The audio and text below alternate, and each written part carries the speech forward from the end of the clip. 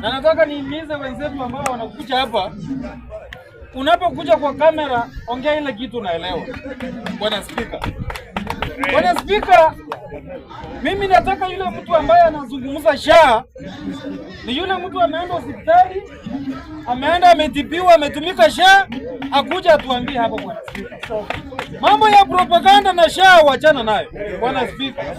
Na hii unaomba upate ugonjwa na hii SHA haitakusaidia Bwana Spika.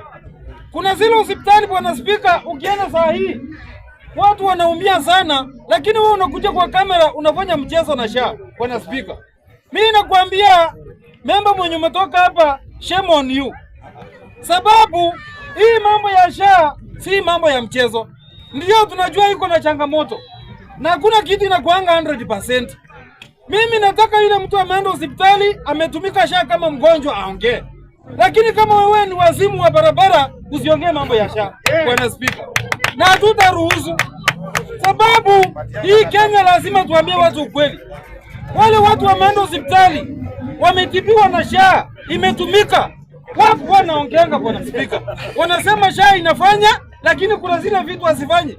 Wewe unaleta propaganda hapa ya SHA, nani akuone Bwana Spika? SHA achana nayo. Kama hujakuwa mgonjwa kaa mahali huko. Until the day umekuwa mgonjwa uende utumike SHA. Utumie SHA.